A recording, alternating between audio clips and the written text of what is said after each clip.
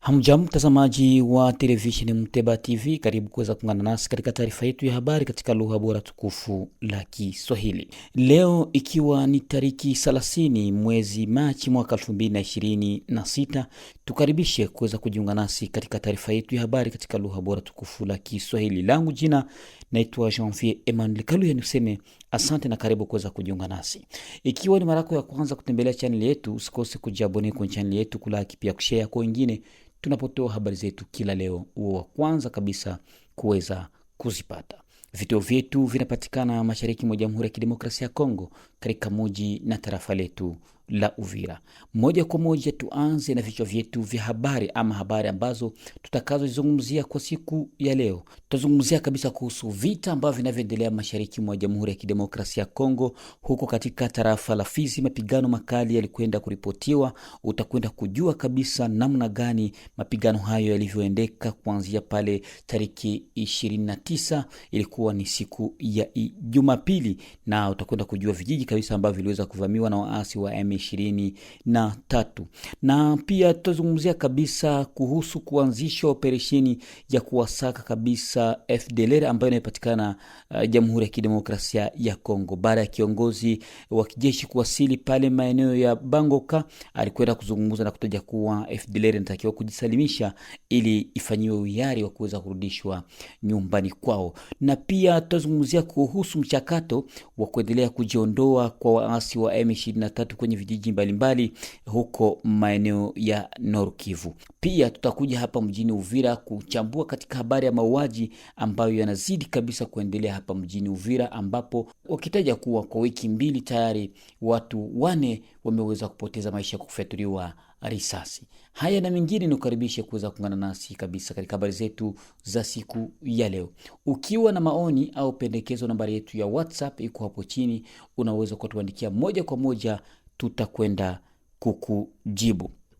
Moja kwa moja tuanze na habari zetu za siku leo, tukianzia huko maeneo ya Kisangani. FARDC yazindua operesheni ya kuwafuatilia FDLR katika mkaza wa kuwaomba kabisa kupitia mkataba wa Washington. Huko Kisangani, naibu mkuu wa wafanyakazi wa jeshi la Kongo la Jamhuri ya Kidemokrasia ya Kongo, Jacques Chalingoza, ameweza kabisa kuzindua rasmi Jumapili ya tariki 29 Machi mwaka 2026 operesheni ya kufuatilia wapiganaji wa FDLR ambao wanaopatikana katika nchi ya Jamhuri ya Kidemokrasia ya Kongo. Ni mara tu baada ya kuwasili katika uwanja wa ndege wa Bangoka, kiongozi huyo aliweza kuwasili na kuweza kuendesha gwarida kubwa ambalo lilikutanisha wanajeshi wengi kabisa maeneo hayo, huku akitaka kabisa ushirikiano wa vyombo vya dola ama vyombo vya serikali ili kuangalia namna gani ya kuanzisha operesheni kubwa ambayo itawasaka wa FDLR. General Bauma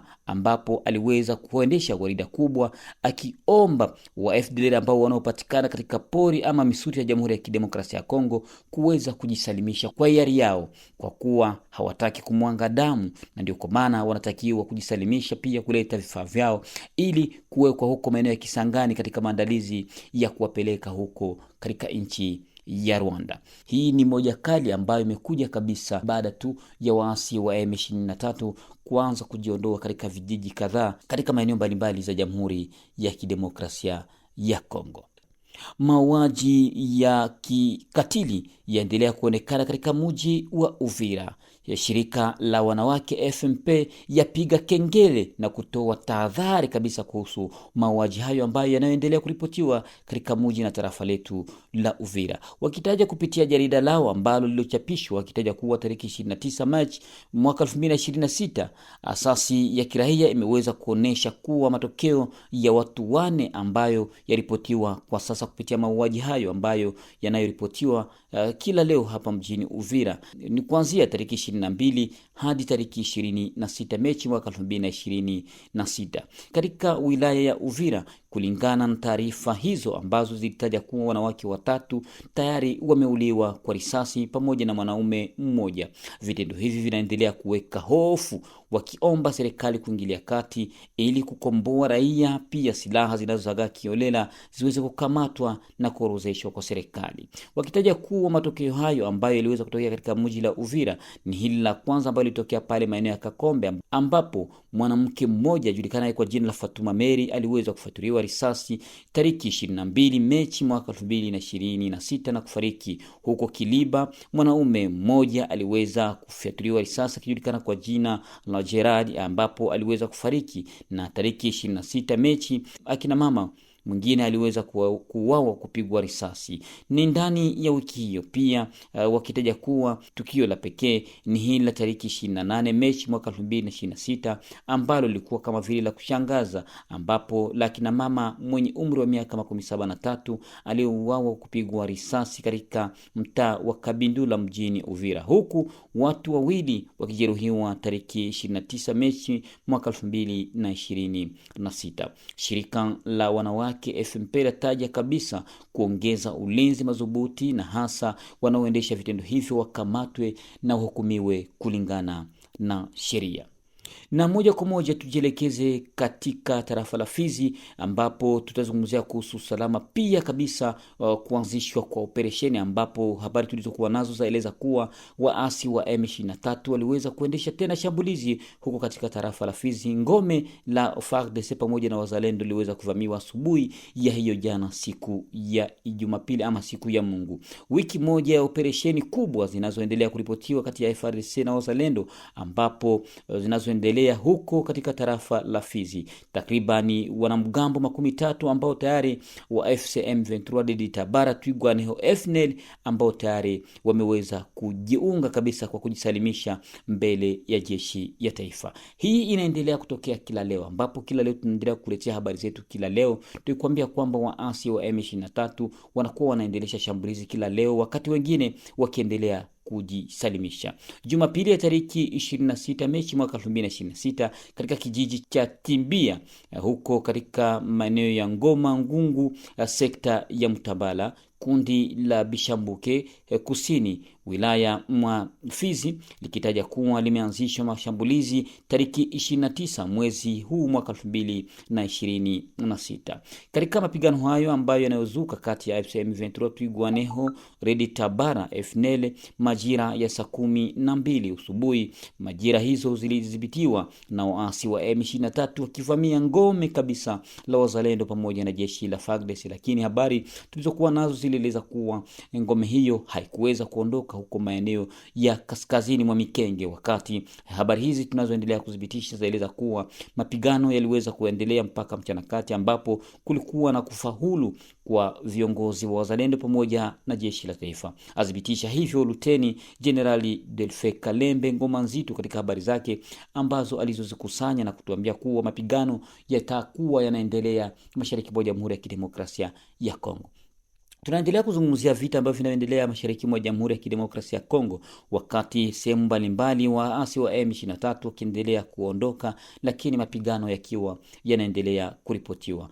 Taarifa ya habari kutoka Kivu Kaskazini, huko vikosi vya Rwanda vinaendelea kujipanga upya katika maeneo kadhaa. Vikosi hivyo vya Rwanda vinaendelea na mchakato wa kujipanga upya katika kuondoa sehemu mbalimbali huko katika Kivu Kaskazini na Kivu Kusini mashariki mwa Jamhuri ya Kidemokrasia ya Kongo. Jumamosi ya tariki 28 Machi mwaka 2026, harakati za vikosi vimeripotiwa katika vijiji vya Pitakongo na Bunyatenge vilivyoko magharibi mwa Kirumba katika wilaya ya Lubero. Harakati kama hizo pia zimeripotiwa katika eneo la Minova, wilaya ya Kalehe, mkoani Kivu Kusini. Katika wilaya ya Walikale, wapiganaji wa wazalendo wameonekana kabisa kujipanga vikali na kuweza kuelekea sehemu mbalimbali ambapo ilikuwa imedhibitiwa na waasi wa M23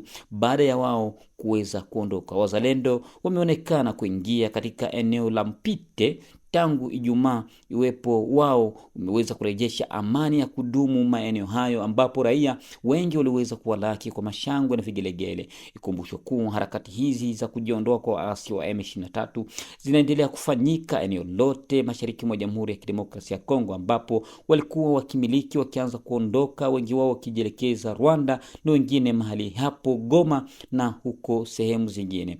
Vikosi hivi vinadai kuwa vitaendelea kuondoka hadi kutekeleza makubaliano ya Washington, huku baadhi yao kuelekea Mikiri katika wilaya ya huko Rubero. Kwa mujibu wa vyanzo vya ndani, harakati hizi zinaweza kabisa kuendelea polepole kwa umbali wa takriban kilomita 30 kutokana tu nafasi ya awali. Hatua hii inaendeleza kuleta sehemu ya mchangamko katika wakongomani na hasa kusifia juhudi za rais wa Jamhuri ya Kidemokrasia ya Kongo Felix Antoine Tshisekedi, ambaye anaendelea kupiganisha kila leo ili kurejesha amani ya kudumu mashariki mwa Jamhuri ya Kidemokrasia ya Kongo. Tuangazie na mkurugenzi wa Radio Top Buzi huko Minova ambaye aliweza kufungwa. Mkurugenzi wa Radio Top Buzi huko Minova amekamatwa kwa sababu alikataa kurusha hewani taarifa za uongo ambazo zinasambazwa na waasi wa M23 zikitaja kuwa waasi hao tayari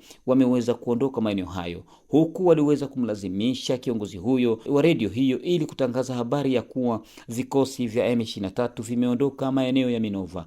Mtangazaji huyu alikataa katukatu na kupinga kutangaza habari ya uongo. Huyu amesababishwa kukamatwa na waasi wa M23 na kuweza kuwekwa mbaroni. Mashirika za kiraia pia zile vyombo vya habari zinaendelea kulalama kuomba uhuru wa mtangazaji kuweza kuheshimiwa na kuomba mtangazaji huyo kuweza kuachiliwa huru. Taarifa ya habari ambayo inayoelekea kabisa mapigano makali yaliyoripotiwa huko maeneo ya Oso, Banyungu, Masisi, Kivu Kaskazini. Mapigano makali pia yaliweza kuripotiwa hiyo Jumapili ya tariki 29 Machi mwaka 2026 katika eneo la Oso, Banyungu wilayani Masisi mkoani Kivu Kaskazini katika waasi wa M23 na wapiganaji wa Wazalendo. Kwa mujibu wa vyanzo vyetu kadhaa, licha kuwa waasi wanaendelea kujiondoa sehemu fulani, lakini kuna baadhi ya mapigano yanayoendelea kuripotiwa kila leo.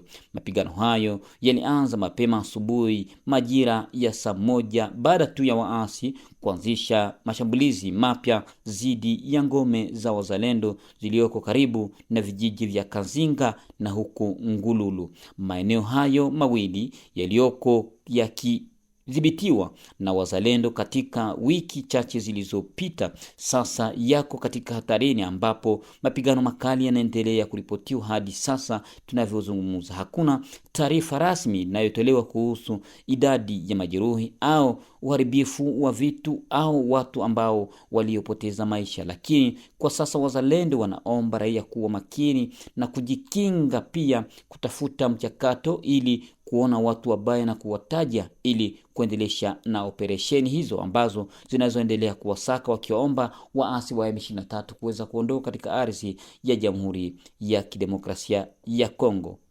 Barabara ya kuelekea Kinshasa kuipitia tena kwa waasi wa M23 tezi kusonga mbele. Sasa wakati M23 ilikuwa ikitaja kuwa inaendelea na mapambano mpaka Kinshasa, hiyo imekuwa kama vile mwiba kwao. Nilikuja hapa tena nikakuletea habari zako, nikakwambia kwamba waasi wa M23 huenda hawawezi wakaendelea na mashambulizi katika vijiji vingine. Baada tu ya kuwasili mjini Uvira, walilazimishwa na Umoja wa Mataifa kuweza kurudi nyuma. Hii ikawa imerudisha songa nyuma kwao, wao wakitaja kuendesha mashambulizi na kuendesha mapigano katika vijiji kadhaa, lakini kwa sasa imekuwa kama vile ni mwiba kwao. Katika eneo ya Uvira, Lunyasenge, Vukununu, Kikiri, Kipesi, Kasima, Katondi, Kichubiro, Kanyambi na Mambasa, waasi wa M23 wanajiondoa kwa hiari katika eneo la Alimbongo ndani ya eneo la Lubero jioni hadi sasa, wakiwa wanaendelea kuripotiwa licha kuwa kuna mapigano ambayo yanaendelea kuripotiwa hapa na pale. Na ni hapa ndipo tunafika mwisho kabisa wa taarifa yetu ya habari katika lugha bora tukufu la Kiswahili. Ikiwa ni mara ya kwanza kutembelea channel yetu, usikose kujiabone kwa channel yetu, kulaki pia kushare kwa wengine tunapotoa habari zetu kila leo uwe wa kwanza kabisa kuweza kuzipata. Mimi ni Janvier Emmanuel Kaluya na kutakia asubuhi njema na jioni njema kwako. Kwaheri.